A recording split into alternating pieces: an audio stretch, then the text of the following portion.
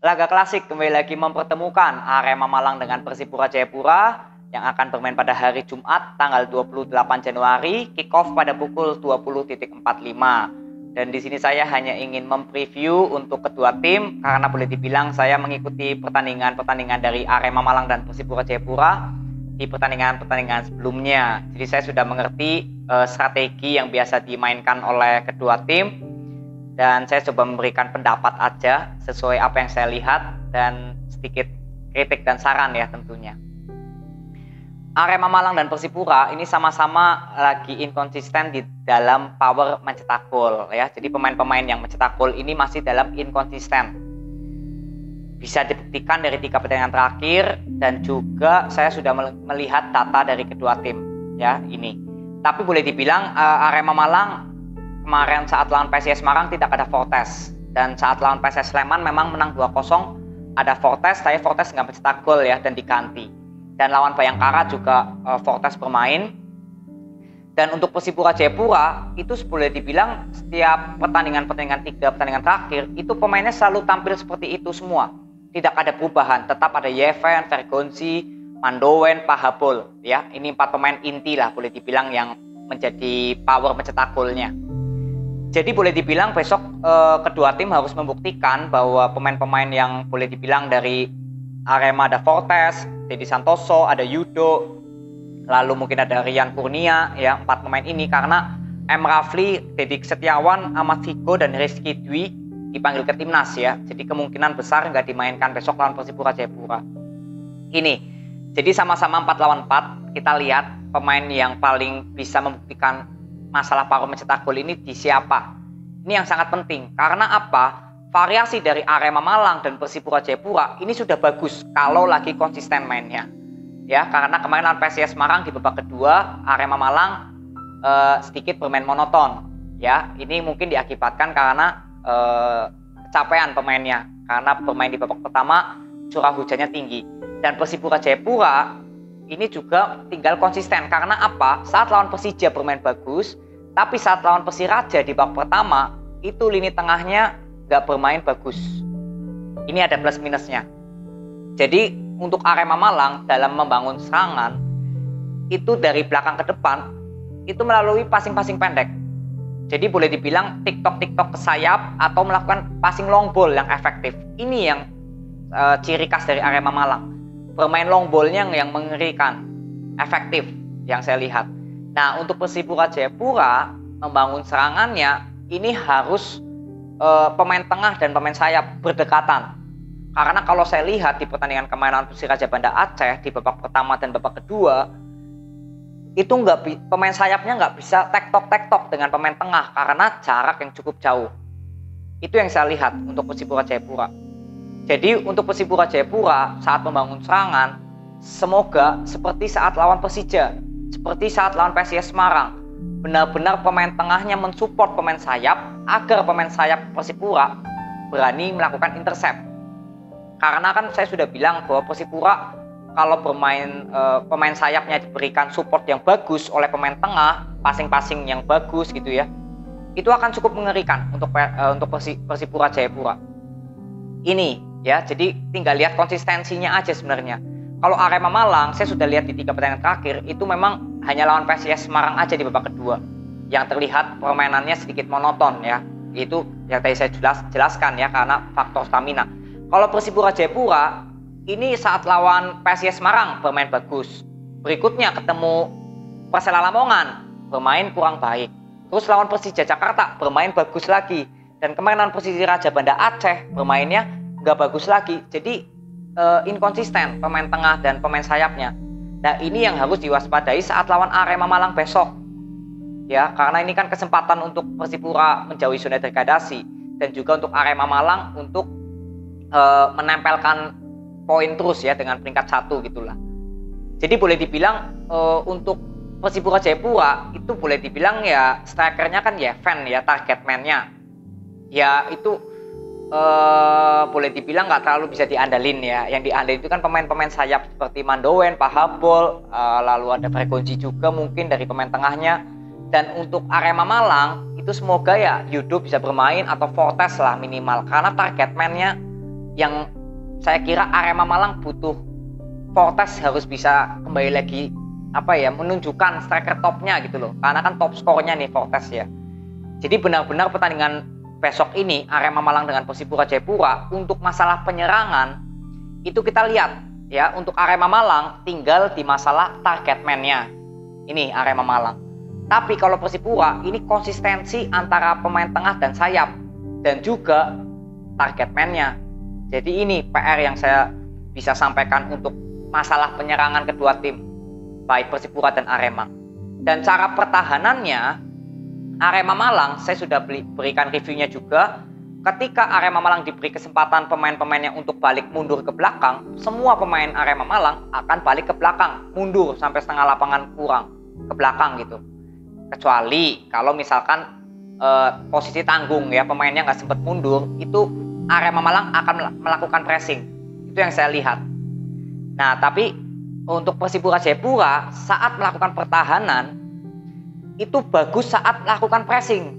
Ini sudah ada perbedaan ya. Kalau Arema Malang lebih bermain safe di setengah lapangan ke belakang. Kalau Persipura Jayapura itu lebih bagus bermain pressing. Kenapa? Karena saya sudah melihat saat nggak melakukan pressing, lini tengahnya kosong, mudah dikuasai oleh pemain tengahnya musuh. Ini yang saya lihat dari Arema dan Persipura Jayapura. Jadi lebih bagusnya untuk kedua tim ini dari Arema Malang ya tetap seperti biasa bermain di setengah lapangan ke belakang, terbukti juga dari 3 pertandingan terakhir tanpa kemasukan Arema Malang. Tapi kalau Persipura Jayapura saya sudah melihat jika bermain pressing itu lebih bagus dibandingkan bermain seperti Arema modelnya yang bertahan ke belakang. Karena pemain Persipura Jayapura berapa kali saya bilang pemain tengahnya selalu kosong saat keserang. Ini yang menjadi persoalan ya. Jadi semoga besok nggak terjadi. Untuk Persipura Jayapura harus bisa berani melakukan pressing. Jika memang nggak berani, nggak mau menurunkan permainan pressing, ya lebih baik pemainnya cepat untuk mundur ke sektor yang pemain tengah, terutama cepat balik mengisi sektor tengahnya.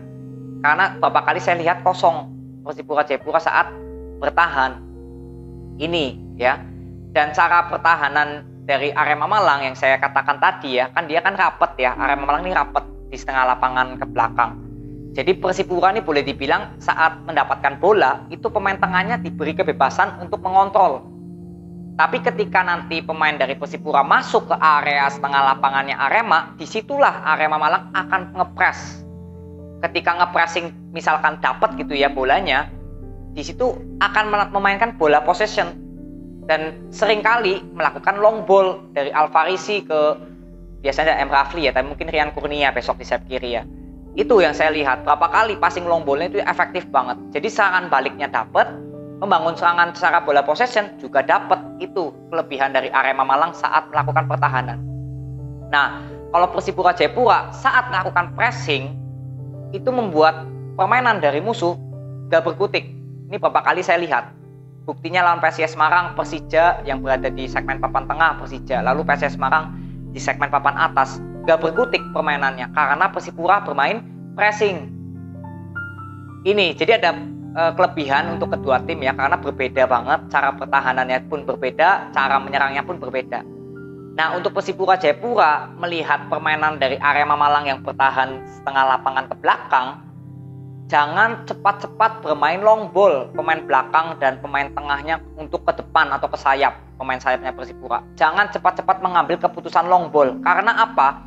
Arema Malang sangat menantikan permainan musuh yang bermain long ball.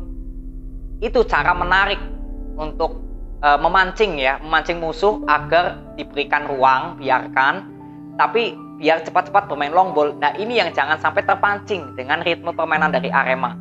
Jadi saya sudah melihat berapa kali permainan Arema, lalu Persipura bagaimana.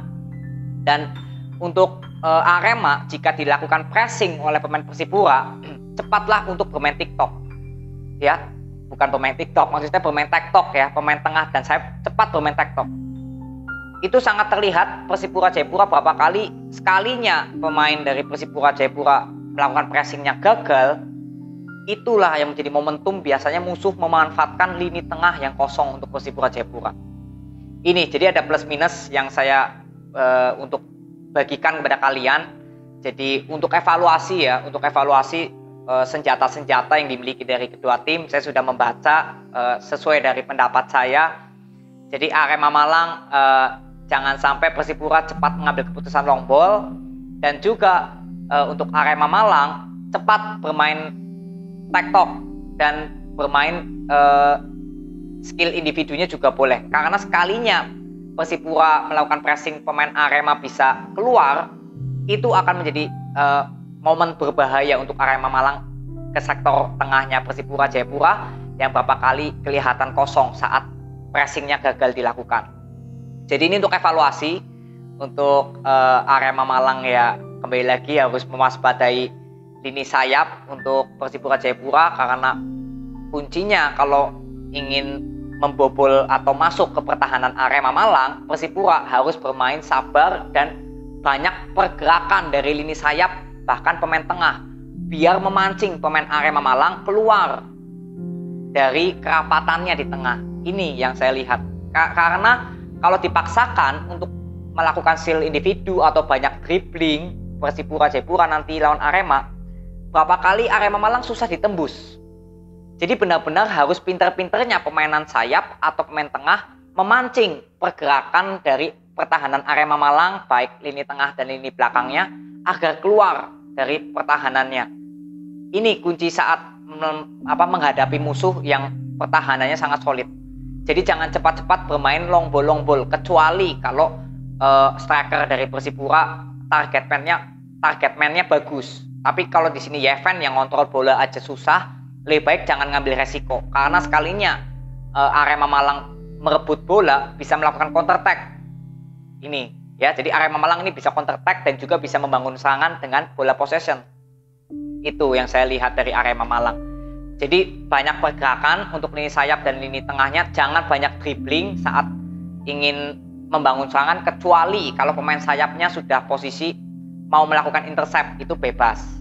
Tapi jangan melakukan long ball, kecuali target man-nya pemain Persipura bagus ya. Kalau Yeven susah untuk diandalkan banget, kecuali kalau dapat bola-bola enak aja. Itu untuk kritik atau pendapat saya lah mengenai Persipura Jayapura untuk menyerang dan bertahan saat melawan Arema. Dan juga Arema Malang, yaitu tadi bahwa secara pertahanan saya nggak perlu banyak komentar karena sudah bagus. Cara pertahanannya terbukti bagus, hanya saja tinggal power mencetak golnya untuk lini serangnya ini. Jadi sebenarnya kedua tim ini sama-sama lah untuk power mencetak golnya bagaimana di pertandingan kali ini kita lihat. Tapi untuk variasi serangan ini benar-benar seru, karena Persipura dan Arema Malang ini benar-benar berbeda cara melakukan variasi serangan. Jadi sangat seru, adu strategi, dan saya juga pasti ingin membuat reviewnya. Saya pasti menonton pertandingan Arema dengan Persipura Jayapura, karena saya sih pengennya melihat pertandingan yang wah ya, adu strategi. Karena jelas ini berbeda banget cara permainan dari Arema dan Persipura Jayapura. Jadi kita lihat apakah Arema kepengaruh dengan strategi Persipura atau Persipura yang kepengaruh dengan strategi Arema. Itu bisa terjadi juga. Jadi kita sebagai pengamat kita akan lihat strategi mana yang terlihat lebih dijalankan lebih bagus, lalu variasi serangannya lebih banyak mana. Saya nggak bahas masalah menang atau kalah, yang penting saya mau lihat variasi serangan, peluang gol bisa diciptakan, dan berujung pada gol apa enggak itu. Jadi itu aja preview yang aku bisa sampaikan kepada kalian dari Arema dan Persipura Jayapura. Semoga bisa menjadi evaluasi untuk kita semua dan kita sama-sama melihat apa yang saya sudah sampaikan tadi, apakah akan terjadi di lapangan nanti di pertandingan besok. Karena itu yang menjadi evaluasi buat saya sendiri, agar Arema dan Persipura Jayapura bisa sama-sama saling mengcounter ya. Itu aja. Terima kasih yang sudah menonton hingga akhir. Respect buat kalian. Nanti saya coba bahas, kalau bisa buatkan prediksi skornya, saya akan buatkan prediksi skornya nanti untuk Arema dan Persipura Jayapura. Itu aja, thank you. Sampai ketemu di next kesempatan ya. See you.